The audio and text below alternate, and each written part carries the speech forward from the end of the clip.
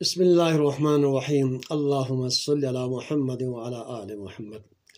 السلام علیکم سامعین و ناظرین، میں ہوں محمد شفیع مطہری، مرکز نوربخشہ مطہری لائبریری اینڈ ریسرچ سینٹر سے مخاطب ہوں۔ درس فقہ احوط سبق نمبر 2۔ سبق نمبر 1 میں فقہ احوط کے مختصر تعارف، اس کی اہمیت، افادیت کو بیان کیا، اور فقہ احوط کے مصنف کے حوالے سے آپ کو بتایا گیا، اور یوں آپ کو یہ بھی بتایا گیا تھا کہ فقہ احوط میں 53 ابواب ہیں۔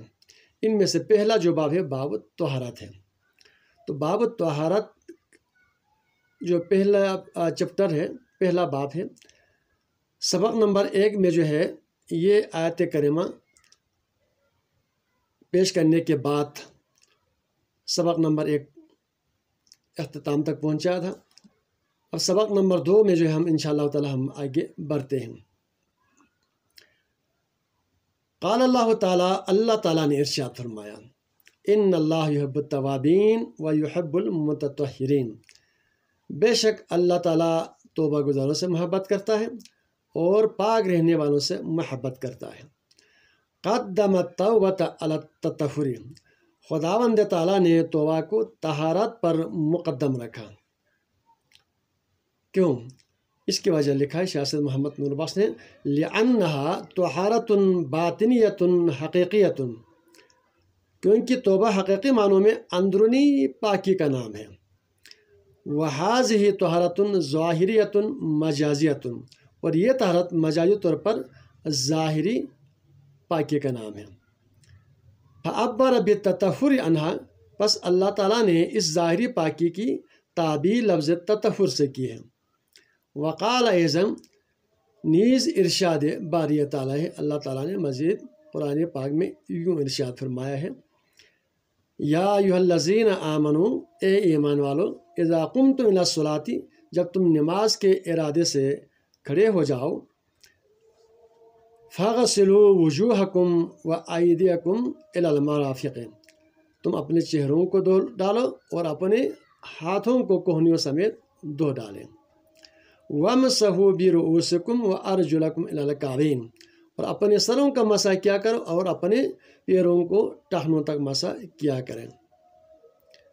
وَإِن كُنتُمْ جُنُبًا فَاطَّهَّرُوا، اگر تمہیں جنابت لاحق ہو جائے تو خوب پاکی زگی حاصل کرو، خوب پاکی حاصل کرو۔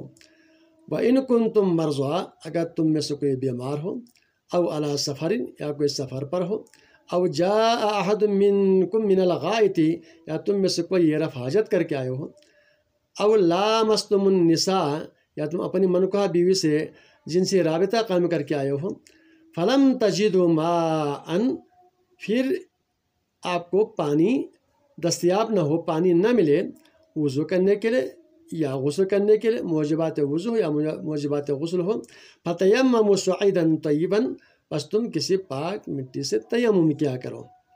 فامسحوا بوجوہکم وایدیکم منہ، تم اپنے چہرے کا مسح کرو اور اپنے ہاتھوں کا مسح کیا کرو۔ ما یرید اللہ لیجعل علیکم من حرج، اللہ تعالیٰ تمہیں کسی مشقت میں ڈالنا نہیں چاہتا ہے۔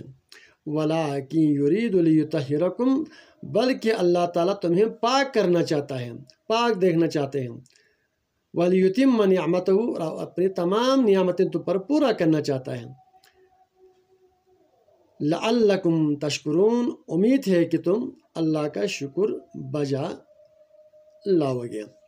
یہ ہے آیت کریمہ جس کا ترجمہ اب تک پہنچایا ہے۔ یہ مکمل اقتباس میر سید محمد نور بخش رحمۃ اللہ علیہ نے فقہ احوط باب الطہارت میں جو ہے اس کو پرانی آیتوں کو لا کر طہارت کا آغاز یہاں سے کیا ہے۔ اس عبارت کی ترجمے کے بعد انشاءاللہ تعالی ہم سبق نمبر 3 میں جو ہے اس اقتباس کی، اس پیراگراف کی مختصر مگر جامع اس کی وضاحت، اس کی تفسیر کریں گے۔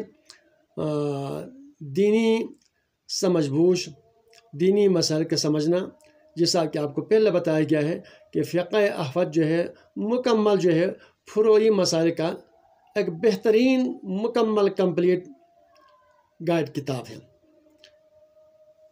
اس کتاب کا ضرور مطالعہ کریں، اور آپ کی خدمت میں جو ہے ایک تواتر کے ساتھ، تسلسل کے ساتھ جو ہے یہ میرے یوٹیوب چینل مرکز نور بادشاہ اور فیس بک آئی ڈی پر جو ہے سلسلہ وار جو ہے آپ کی خدمت میں فقہ احوت کے جو مسائل ہیں، فروعی جو مسائل ہیں، آپ کی خدمت میں تسلسل کے ساتھ انشاءاللہ تعالیٰ اس سلسلے کو جاری رکھیں گے۔